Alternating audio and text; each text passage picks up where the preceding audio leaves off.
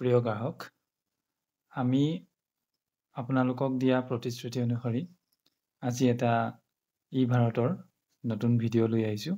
এইটো আমি tutorial video' বুলি আপোনালোকক জনাইছোঁ। ই-ভাৰতত আমি কেনেধৰণে গাড়ীসমূহ বুকিং কৰিব লাগিব সেই কথাখিনিকে আজি আমি আপোনালোকক সদৰি কৰিব ওলাইছোঁ। আহকচোন আমি এটা এটা ষ্টেপ কৰি কেনেকৈ ই-ভাৰতৰ এপ ব্যৱহাৰ কৰি আমি ইয়াত থকা গাড়ীসমূহ আমি বুকিং কৰিম সেইটোকে আজি চাওঁ। প্ৰথমতে আপোনালোকে দেখা পাইছে ইয়াতে হেল্ল' ই-ভাৰত বুলি লিখা আছে আৰু তাতে লিখা আছে click hair to start riding. আমি এতিয়া সেই ক্লিক হেয়াৰ টু ষ্টাৰ্ট ৰাইডিঙত আঙুলিৰে চুই দিম। চোৱাৰ লগে লগে আপুনি দেখা পাব তিনিখন স্ক্ৰীন আহি পৰিছে। ইয়াতে প্ৰথম স্ক্ৰীনত দেখুওৱা হৈছে পে এজ পাৰ কিলোমিটাৰ, দ্বিতীয়টোত আছে ৰেণ্টেল ৰাইডছ আৰু তৃতীয়টোত আছে বাৰ্গেইন ফেয়াৰ। আজি আমি শিকিম পে এজ পাৰ কিলোমিটাৰ সেইটোনো কেনেকৈ বুকিং কৰা হয়। আহকচোন আমি চাওঁ। পে এজ পাৰ কিলোমিটাৰত আমি প্ৰথমতে এবাৰ টিপি দিম। ইয়াত আপুনি দেখা পাইছে স্ক্ৰীনত ওলাইছে প্ৰথমতে এটা সেউজীয়া ডট থকা, তাতে লিখা আছে এটা লোকেশ্যন। সেই লোকেশ্যনটোৱে হৈছে বৰ্তমান আপুনি য'ত আছে সেই লোকেশ্যনটোৱে আমাক GPS ইয়াত দিছে। গতিকে আমি এই জেগাৰ পৰাই যিহেতু অন্য এটা জেগালৈ আমি যাত্ৰা কৰিম তেতিয়াহ'লে সেই লোকেশ্যনটো আমি নসলাওঁ। তাৰপিছত ডেষ্টিনেশ্যন লোকেশ্যন বুলি য'ত লিখা আছে তাত আমি আঙুলিৰে এবাৰ চুই দিম। ইয়াত দুটা অপশ্যন আছে, হয় আমি ইয়াত লিখিব পাৰোঁ আমি ক'লৈ যাম, নহ'লে চুজ অন মেপ বুলি আপুনি তলত দেখা পাব সেইটো দি পেলাইও আমি যাব পাৰিম। আমি প্ৰথমতে শিকিম ইয়াত লিখি পেলাই কেনেকৈ সেই লোকেশ্যনটোলৈ আমি যাম। ধৰি ল'লোঁ আমি বৰ্তমান যোনটো লোকেশ্যনত আছোঁ তাৰ পৰা আমি গহপুৰলৈ যাম। আমি এনেকৈ গহপুৰ লিখি দিলোঁ। লিখাৰ লগে লগে তলত কেইবাটাও লোকেশ্যন আহিছে, গহপুৰ, আছাম, ইণ্ডিয়া, আৰু তললৈ যদি চাই Gohpur T state, grant, Gohpur railway station, এনেধৰণে তিনিটা লোকেশ্যন দিছে। আমি ধৰি ল'লোঁ গহপুৰ ৰেলৱে ষ্টেচনলৈকে যাম।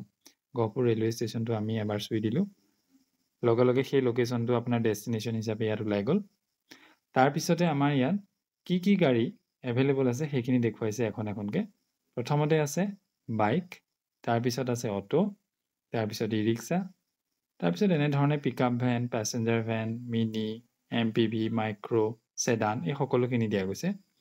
আমি আজি বুকিং কৰিম বাইক। বাইকত বৰ্তমান আমি যি জেগাৰ পৰা এই বুকিংটো আমি আৰম্ভ কৰিছোঁ সেই জেগাৰ পৰা গহপুৰৰ ৰেলৱে ষ্টেচনলৈকে দেখুৱাইছে 187 ৰুপিজ। এতিয়া আমি সেই বাইক অলৰেডি চিলেক্ট হৈ আছে। তলত আমি দেখা পাম কেছ, তাৰ কিনাৰতে দেখুৱাইছে যে বুক বাইক। আমি এতিয়া বুক বাইক অপশ্যনত আমি এবাৰ ক্লিক কৰিম। ইয়াৰ পিছতে দেখা পাইছে ফাইণ্ডিং ড্ৰাইভাৰ বুলি আপোনাৰ তেওঁ এতিয়া ড্ৰাইভাৰ বিচাৰি আছে। আন এটা মোবাইলত মই বৰ্তমান ডেমো কৰিবৰ কাৰণে ড্ৰাইভাৰ এপটো ইয়াতে মই ইনষ্টল কৰি থৈছোঁ, গতিকে মোৰ তাত এলাৰ্টটো আহিছে, গতিকে আমি এই বুকিংটো এতিয়া একচেপ্ট কৰিছোঁ। লগে লগে দেখা পালে একচেপ্ট হোৱাৰ পিছতেই কোন ড্ৰাইভাৰ, গাড়ীৰ নাম্বাৰ কি, এই সকলোখিনি আমাৰ ইয়ালৈ আহি গৈছে। আৰু আমি এটা বস্তু দেখা পাইছোঁ যে গাড়ীখন আৰু আমাৰ নিজৰ লোকেশ্যন প্ৰায় ওচৰা ওচৰিকৈ আছে। এতিয়া আমাৰ প্ৰথম যিটো ষ্টেপ আছিলে যে গাড়ীখন আমি কেনেকৈ বুক কৰিম তালৈকে আমি এতিয়া আহি পালোঁ। দ্বিতীয়তে এতিয়া ড্ৰাইভাৰজনে আহি পোৱাৰ লগে লগে তেখেতে ৰেডি ফৰ পিকআপ বুলি তেখেতৰ মোবাইলত এটা ছিগনেল দিব বা সেইটো ছুইচটো টিপিব। তাৰপিছতেই তেখেতে আকৌ ষ্টাৰ্ট জাৰ্ণি কৰিব। জাৰ্ণি কৰাৰ লগে লগে আমাৰ ইয়াত যিটো OTP ওপৰত দেখাই আছে 2271, সেই OTPটো আমি ড্ৰাইভাৰক দিব লাগিব আৰু আমি যাত্ৰা আৰম্ভ কৰিম। তাৰপিছতে যেতিয়া আমি সেই ডেষ্টিনেশ্যন গৈ পাম, গৈ পোৱাৰ লগে লগে তেখেতে আকৌ যাত্ৰা কমপ্লিট কৰিব আৰু আমাৰ ইয়াত বিলটো দেখুৱাব। আমি চেষ্টা কৰিম এতিয়া ড্ৰাইভাৰ এপত ৰেডি ফৰ পিকআপ কৰিবৰ কাৰণে। এতিয়া ৰেডি ফৰ পিকআপ হোৱাৰ লগে লগে আমাৰ ইয়াতো আমাক দেখুৱাই দিলে যে ড্ৰাইভাৰ আহি আমাৰ ওচৰত উপস্থিত হৈছেহি। এতিয়া আমি তেখেতৰ ওচৰলৈ গ'লোঁ আৰু তেখেতে এতিয়া ষ্টাৰ্ট ৰাইড কৰিব, য'ত নেকি আমি গাড়ীখনত উঠি এতিয়া আমি যাত্ৰা আৰম্ভ কৰিম। ষ্টাৰ্ট ৰাইড কৰাৰ লগে লগে তেখেতৰ ড্ৰাইভাৰ মোবাইলত এটা OTP বিচাৰিছে, সেই OTPটো আমি দি দিছোঁ 2271।